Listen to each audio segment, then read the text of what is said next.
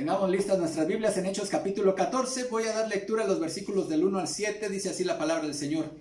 Aconteció en Iconio que entraron juntos en la sinagoga de los judíos y hablaron de tal manera que creyó una gran multitud de judíos y asimismo de griegos.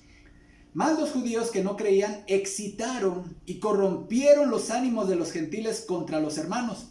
Por tanto, se detuvieron allí mucho tiempo hablando con denuedo y confiados en el Señor, el cual daba testimonio a la palabra de su gracia, concediendo que se hiciesen por las manos de ellos, señales y prodigios. Y la gente de la ciudad estaba dividida. Unos estaban con los judíos y otros con los apóstoles.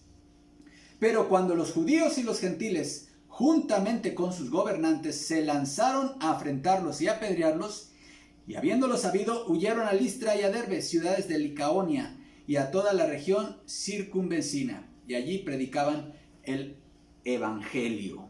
Allí predicaban el Evangelio. Oremos. Padre, en tus manos encomendamos este tiempo, Señor. Usa tu palabra, glorifícate, Padre, que Cristo sea exaltado en este tiempo de predicación. Úsame en el nombre santo de tu Hijo Jesucristo. Amén. El Evangelio. El Evangelio es el mensaje más importante que está siendo y que ha sido anunciado por los últimos 20 siglos. No existe en el mundo otro mensaje más importante.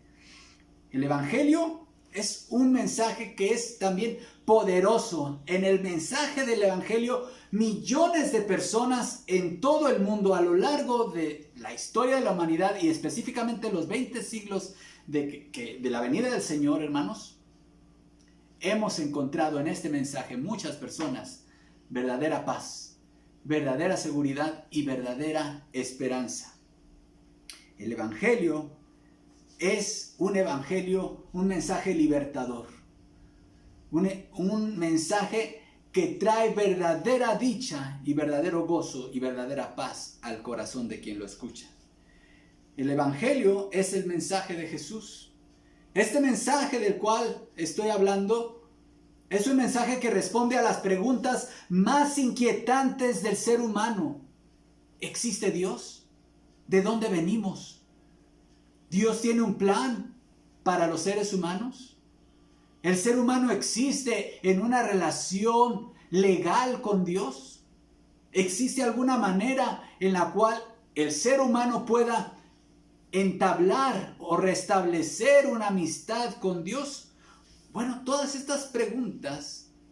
Otra pregunta importante: ¿qué hay después de la muerte? ¿Hay vida después de la muerte? El Evangelio tiene una respuesta a todas estas preguntas. Pero el Evangelio, mis amados hermanos y amigos, nos habla del amor de Dios. Un amor que el ser humano no ha logrado conocer todavía a plenitud. La palabra de Dios nos habla de este amor, pero el Evangelio nos habla del amor más sublime y más grande que puede existir, que es el amor de Dios.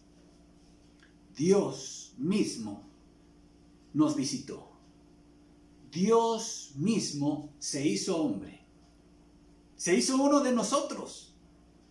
Experimentó el nacimiento que nosotros experimentamos. Nació de una mujer. Vivió, estuvo inmerso en una cultura. Formó parte de una nación, de un contexto histórico. Supo relacionarse con otras personas. Y en medio de esa existencia humana, este hombre Dios anunció la llegada de un reino. Un reino que había sido anunciado a su pueblo, al pueblo judío. Y en esta relación legal, este hombre Dios se sometió a la ley divina que él mismo había promulgado y cumplió perfectamente cada uno de esos mandamientos que el resto de la raza humana no habíamos y no hemos podido cumplir.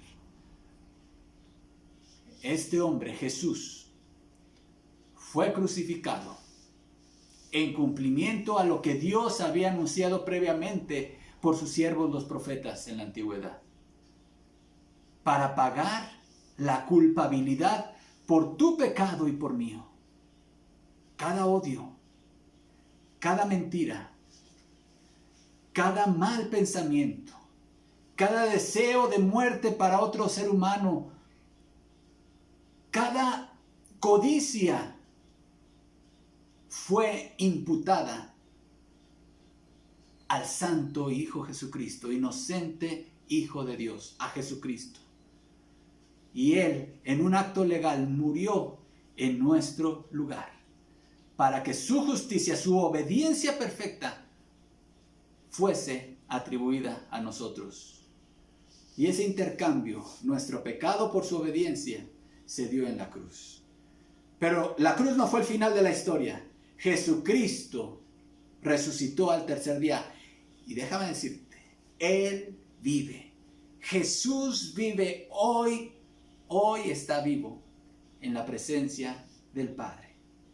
Y ahora Él manda a todos los hombres, no importa su nacionalidad, no importa su cultura, no importa el color de su piel, no importa su grado académico, no importa quién sea, cuánto haya pecado, si es moral o no moral, si es religioso o no religioso, ahora manda a todos los hombres en todo lugar que crean este evangelio y que se arrepientan, le den la espalda a su pecado y a su vida de desobediencia. Y ahora este evangelio está siendo predicado por un par de apóstoles, enviados, ministros de Jesús, llamados Pablo y Bernabé. Recordemos un poco el trasfondo. Ellos venían de haber sido amenazados y haber sufrido en una ciudad llamada Antioquía, en una ciudad ocupada por ahora el país de Turquía, en el Asia Central, Asia Menor. Y ellos llegaron a esta ciudad llamada Iconio. Iconio estaba ya en el camino entre Antioquía y la ciudad de Tarso, de donde era originario Saulo, uno de estos dos apóstoles, Pablo, el gran apóstol Pablo. Entonces parece ser que estaban ya encaminando sus pies hacia ahora la tierra de Saulo, la tierra de Pablo. Y en este lugar llamado Iconio, como era la costumbre, ellos llegaron a una comunidad judía. No perdamos de vista, Pablo y Bernabé eran judíos y ellos llegaban a predicar primeramente a la comunidad judía de la ciudad, y entraron obviamente en un día de reposo, en el Shabbat, a la sinagoga, y ahí les anunciaron este evangelio, el evangelio de Jesús. Y entonces dice la palabra de Dios en el 14:1, y hablaron de tal manera que creyó una gran multitud de judíos y de griegos. Miren, hermanos, creer en Jesús no es producto del arte de la oratoria, ¿sí? Creer en Jesús no es producto de tocar las emociones o los sentimientos de la audiencia, ¿sí?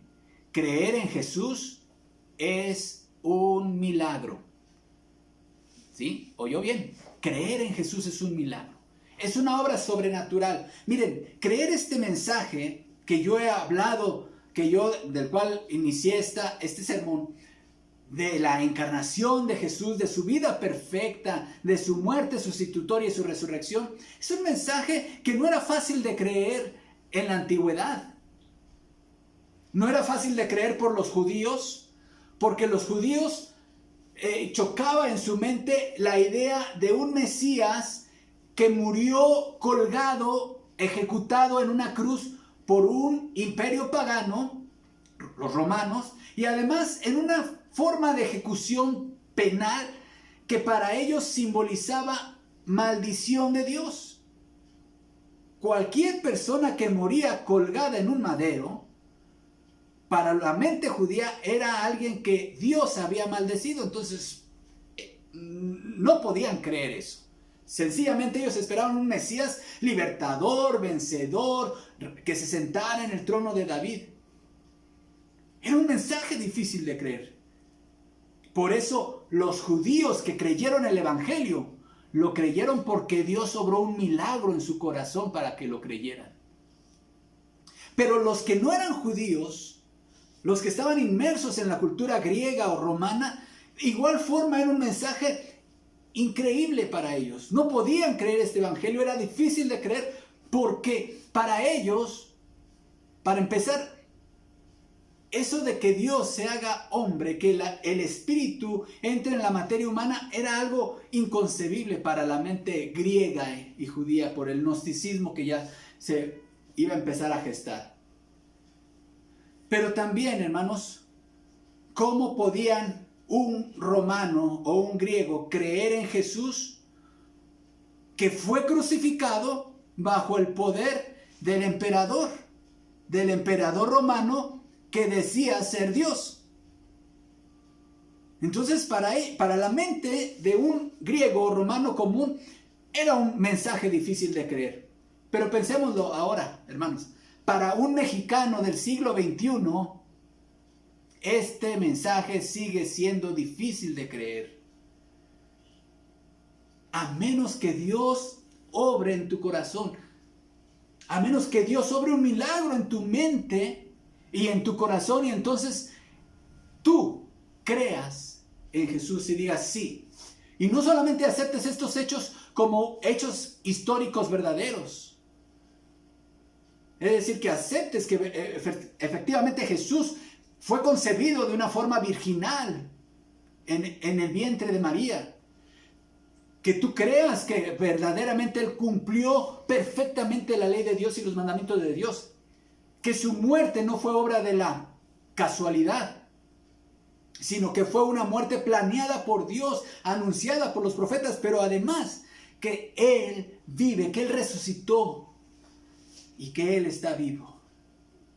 Creer eso no es algo sencillo para la mente del hombre moderno, para la mente del hombre que ya tiene acceso a la tecnología, a la ciencia, al avance científico y tecnológico. Dicen, no, eso suena a fábulas. Sencillamente no puedo creer eso. Bueno, lo creerás cuando el Espíritu Santo obre el milagro de la fe en ti. Porque eso es el más grande milagro que puedes experimentar. Y aquí este pasaje nos dice que creyeron muchos, tanto de los judíos como de los que no eran judíos. Y quiero compartir esta mañana con ustedes, amados hermanos y amigos, que este evangelio glorioso de Jesús es un factor tanto de unión como de división. Vean cómo aquí Dios está uniendo dos culturas. Dos culturas, la cultura judía y la cultura no judía, están siendo unidas por el evangelio de Jesús. El evangelio, hermanos, es un factor de unión. Si algo nos ha dicho el libro de los Hechos es que el evangelio es una noticia, una buena noticia para todas las naciones, para todas las culturas, para todas las etnias. Hermanos, a lo que se tuvieron que enfrentar los primeros cristianos. Los primeros cristianos, todos eran judíos. La iglesia cristiana nació entre la comunidad judía de Jerusalén y ellos tuvieron que enfrentarse a esta gran verdad de que Dios estaba teniendo un plan que iba más allá de la cultura judía, que abarcaba a todos los pueblos del mundo. Pablo, el apóstol Pablo, un judío que él se llamaba a sí mismo hebreo de hebreos, él expresó en la carta a los Efesios, y vaya conmigo a este pasaje, Efesios 2, del 11 al 19. Voy a dar lectura. Vean de qué manera tan maravillosa, de una forma tan elocuente, Pablo habla de esta unión entre judíos y no judíos por el evangelio de Jesús.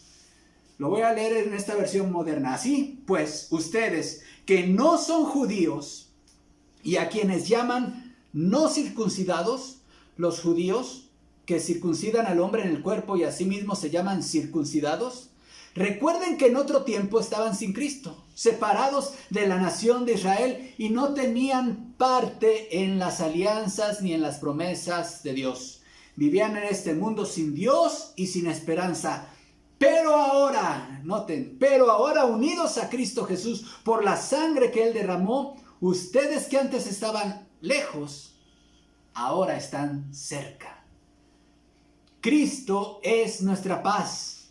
Él hizo de judíos y de no judíos un solo pueblo. Destruyó el muro que los separaba y anuló en su propio cuerpo la enemistad que existía. Puso fin a la ley que consistía en mandatos y reglamentos, y en sí mismo creó de las dos partes un solo hombre nuevo. Así hizo la paz. Él puso fin en sí mismo a la enemistad que existía entre los dos pueblos, y con su muerte en la cruz los reconcilió con Dios, haciendo de ellos un solo cuerpo. Cristo vino a traer buenas noticias de paz para todos, tanto a ustedes que estaban lejos de Dios como a los que estaban cerca. Pues por medio de Cristo, los unos y los otros podemos acercarnos al Padre por un mismo espíritu. Por eso ustedes ustedes ya no son extranjeros y ya no están fuera de su tierra, sino que ahora comparten con el pueblo santo los mismos derechos y son miembros, note esto, son miembros de la familia de Dios. ¡Qué maravilla, hermanos! Ahora, judíos y no judíos, formamos parte de una sola comunidad llamada el pueblo de Dios, la familia de Dios, el cuerpo de Cristo. Y eso estaba pasando en Iconio, en esta ciudad, hermanos. Vean, dice, y creyó una gran multitud de judíos y asimismo de griegos. Aquí el evangelio está actuando como un factor de unión. Mis amados hermanos, algo que debemos entender las iglesias es esto: evangelizar un pueblo no significa culturalizar a un pueblo, ¿sí? Repito, evangelizar a un pueblo no significa culturalizarlo, es decir, imponerle la cultura. Hermanos, nosotros estamos en deuda con aquellos países que en el siglo XIX tuvieron la visión de enviar misioneros a nuestro país. En el siglo XIX llegaron los primeros misioneros trayendo el verdadero evangelio a nuestra patria. Entraron aquí en medio de seguramente mucha oposición, hermanos, y se levantaron las primeras iglesias cristianas. Y estamos en deuda y yo doy gracias a Dios por esa visión, hermanos, porque gracias a ese esfuerzo misionero, hoy muchos de nosotros conocemos y creemos en Jesucristo. Sin embargo, hermanos, en muchos de los casos, lo que se ha visto es que con el evangelio se ha traído también asimismo la cultura del misionero, del país de donde viene el misionero. Miren, muchas veces, hermanos, aquí se estableció ya la arquitectura del país de origen del misionero, ¿verdad? La arquitectura de los templos, la vestimenta para el culto, el estilo musical para alabar a Dios, el tipo de organización eclesiástica. Y alguien lo ha dicho así, hermanos: nos trajeron la semilla del evangelio en una maceta, y con el paso del tiempo nosotros terminamos amando más la maceta que la semilla, ¿sí? Entonces, el evangelizar, hermanos, no significa culturalizar o imponer nuestra cultura, ¿sí? Aquí estos misioneros, Pablo y Bernabé en Iconio, no estaban pretendiendo imponer la cultura judía a esta ciudad que era gentil, hermanos. Aquí lo que Dios estaba haciendo era una cultura nueva. No iba a prevalecer en esta nueva comunidad ni la cultura griega sobre la judía, ni la cultura judía sobre la griega. Dios estaba haciendo un solo pueblo de estas dos culturas, hermanos. No todo en nuestra cultura es malo. Yo doy gracias a Dios por la cultura mexicana y latina. Y doy gracias a Dios también por la cultura norteamericana. Mis hermanos, amados Potter, deben sentirse muy orgullosos de ser norteamericanos y de la cultura y de la historia que tienen en los Estados Unidos. Y cada pueblo debe sentirse feliz y orgulloso de su cultura, hermanos. Y hablando de nuestra cultura mexicana, nosotros tenemos, es una cultura de la cual nos podemos sentir muy orgullosos. Tenemos una gastronomía maravillosa. Nuestra música mexicana es bellísima, hermanos. Nuestros gustos deportivos. No tenemos, al abrazar el Evangelio, no tenemos por qué renunciar a nuestra cultura y a nuestra identidad cultural, hermanos. Obviamente que sí vamos a renunciar a aquellos elementos culturales que no son compatibles con el Evangelio.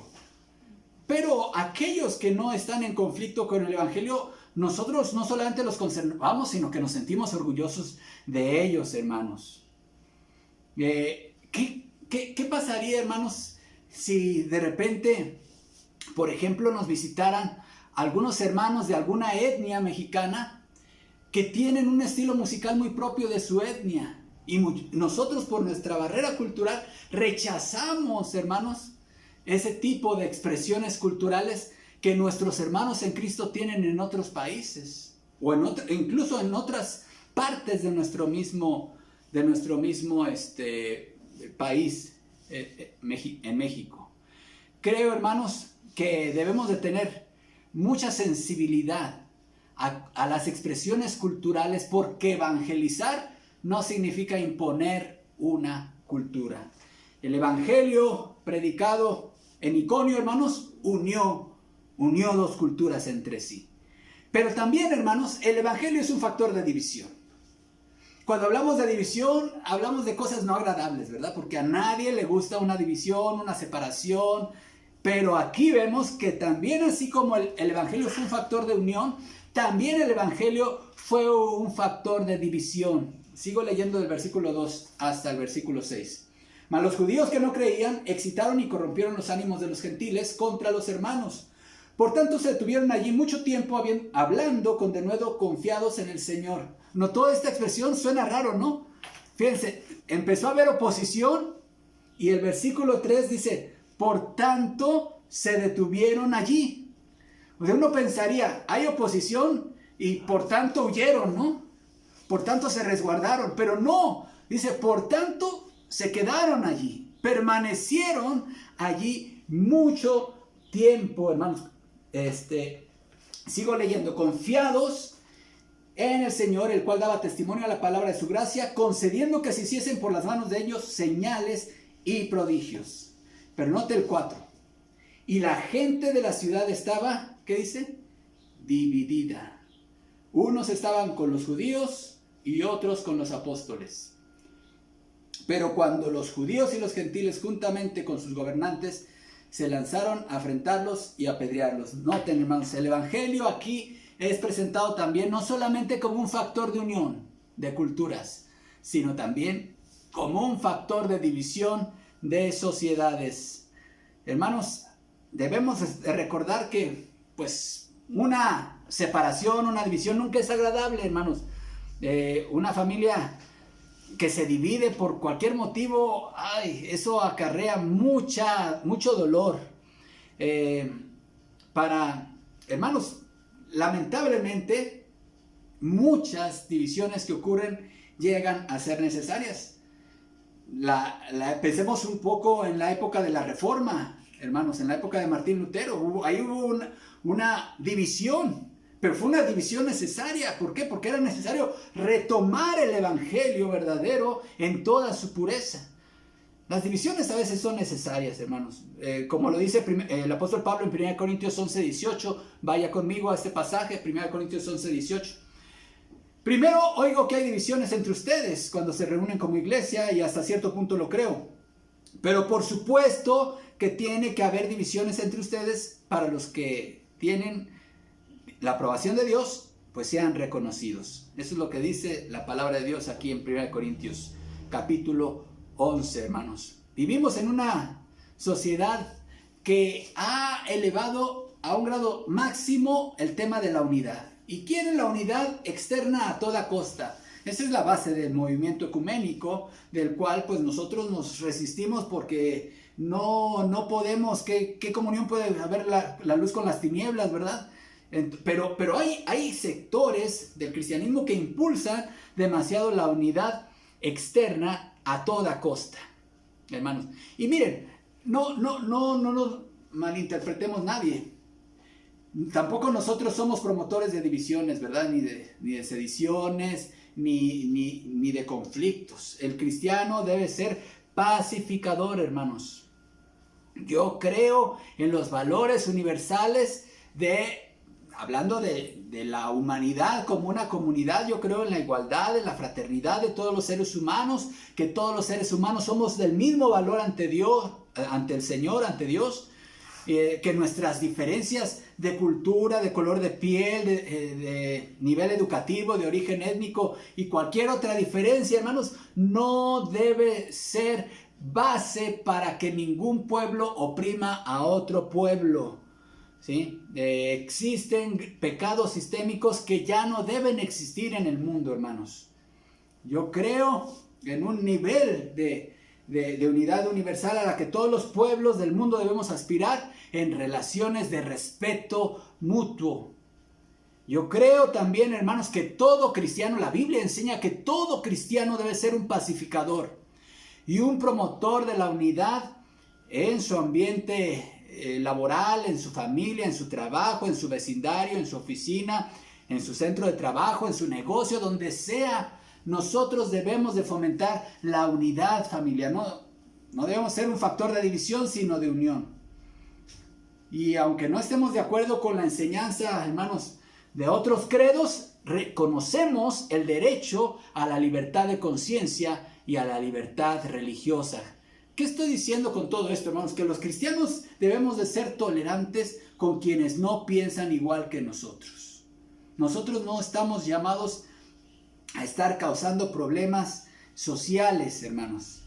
Sin embargo, el evangelio que creemos, el evangelio que predicamos, hermanos, finalmente llega a causar divisiones en diferentes niveles de organización social.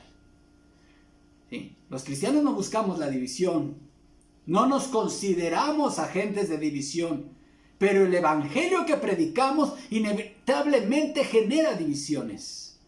A Pablo y a su equipo misionero, hermanos, los acusaron de ser causadores de conflicto en las ciudades que visitaban, generadores de alborotos. En Hechos 17:6, vean cómo les llaman. Pero no hallándolos, trajeron a Jasón y algunos ante las autoridades de la ciudad gritando: estos que trastornan el mundo entero también han venido aquí. A los apóstoles los consideraban gentes de conflicto, agentes de conflicto, pero no eran ni Pablo, no eran Bernabé, no eran sus colaboradores, era el evangelio, hermanos. Es el evangelio. La verdad, hermanos, divide. La verdad, hermanos, nosotros creemos en el glorioso evangelio y creemos que esta verdad muchas veces genera conflictos. Jesús lo advirtió. Jesús habló de esto, hermanos, en Mateo 10:34. Vaya conmigo a este pasaje. Mateo 10:34. No crean que vine a traer paz a la tierra. No vine a traer paz sino espada. He venido a poner a un hombre contra su padre, a una hija contra su madre, a una nuera contra su suegra. Sus enemigos serán los miembros de su propia casa. Está diciendo Jesús esto, hermanos. Jesús, cuando llega a una familia, la divide. Porque unos van a creer en Él y otros van a querer seguir en el mundo, en el pecado. Eso sucede. Eso lo hemos visto en muchos casos, hermanos. Amados hermanos y amigos que me escuchan, si en tu familia hay cristianos, pero también hay personas no cristianas, déjame decirte que tú vives una familia que tiene dos culturas. ¿Sí? Hay dos reinos en tu familia: el reino de Cristo, representado por quien es cristiano, y el reino de las tinieblas, representado por aquel que aún no ha rendido su vida a Jesús. Y tú podrías decirme: no, aquí en mi familia somos de mente abierta. Aquí en mi familia todos nos toleramos. Aquí aceptamos si llegara un budista, un hindú, un musulmán. Aquí todos son bienvenidos. Bueno, pero déjame decirte que a los ojos de Dios hay dos reinos. Cuando el evangelio llega a una familia, habrá división. El agua y el aceite no se pueden mezclar. Tampoco la luz se puede combinar con las tinieblas. Así tampoco puede haber comunión entre el reino de Dios y el reino del mal. Estoy muy consciente que lo que estoy diciendo no es nada agradable. Estoy muy consciente. Suena, incluso algunos podrían tacharlo a sectarismo. Suena que estoy fomentando la intolerancia. No estoy fomentando la intolerancia. mis amados hermanos nuevos creyentes, siempre yo les he recomendado en las clases de discipulado, no generen conflictos y contienda y polémica en su familia. Porque cuando a veces nos convertimos y queremos compartir el evangelio y compartimos con nuestra familia que aún no es cristiana, la verdad del evangelio, ellos toman una actitud, ay, ¿a poco ya eres muy santo? ¿A poco ya sabes mucho de Biblia? A ver, ilumínanos. Y entonces tú puedes caer en el error de tomar una actitud de un sábelo-todo, ¿verdad? Y decir, a ver, yo les voy a enseñar. No tomes una actitud de soberbia, ¿sí? No generes, no seas un factor de conflictos, pero mantente firme en la fe que has abrazado, en la fe en Jesús. Mantente firme. Muéstrales amor a tu familia. Muéstrales mucho amor. Muéstrales que los amas. Muéstrales que eres miembro de esa familia, que eres leal a la familia. El hecho de que eres cristiano no es que le estés dando la espalda a tus padres, a tus hermanos, a la identidad familiar. No, tú eres parte de la familia, pero has decidido seguir a Cristo. No somos llamados a ser intolerantes, pues, pero sí somos llamados a responder con esta actitud. 1 Pedro 3, 15 al 16. Vayan conmigo a este pasaje, hermanos. 1 Pedro 3, 15 al 16. ¿Cuál debe ser la actitud cuando alguien te pregunte, oye, ¿tú eres cristiano? A ver, háblame de eso. 1 Pedro 3, 15 dice, en cambio, adoren a Cristo como el Señor de su vida. Y si alguien les pregunta acerca de la esperanza cristiana que tienen, estén siempre preparados para dar una explicación. Note el 16. Pero háganlo con humildad y respeto. Mantengan siempre limpia la conciencia. Entonces, si la gente habla en contra de ustedes, será avergonzada al ver la vida recta que llevan porque pertenecen a Cristo. Esa es la actitud, hermanos. Responde con humildad, con mansedumbre y vive una vida recta delante de Dios. Pero noten, aquí nuevamente en Iconio, regresamos a nuestro pasaje, se volvió a unir. Aquí el evangelio unió, pero a los opositores al evangelio. Versículo 5. Pero cuando los judíos y los gentiles, juntamente con sus gobernantes, se lanzaron a afrentarlos y apedrearlos, y habiendo sabido huyeron a Listra, a Derbe, ciudades de Licaonia y a toda la región circunvecina, y allí predicaban el evangelio. Nuevamente, el evangelio como factor de unión. Pero ahora unió ¿a quiénes? A los enemigos del evangelio.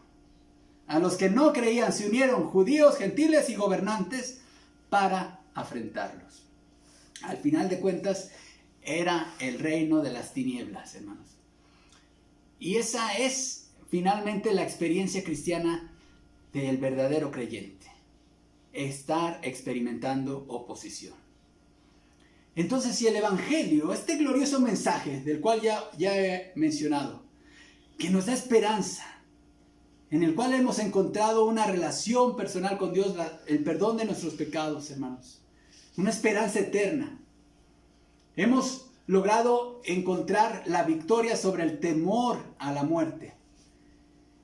Este evangelio que une culturas, pero que también divide familias, hermanos, merece ser predicado. Merece ser predicado, hermanos.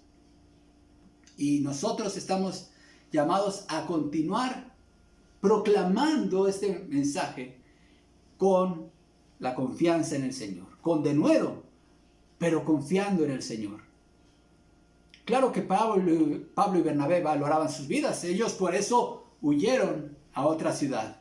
Cuando el nivel de oposición, cuando eran simples calumnias, ellos permanecieron en Iconio.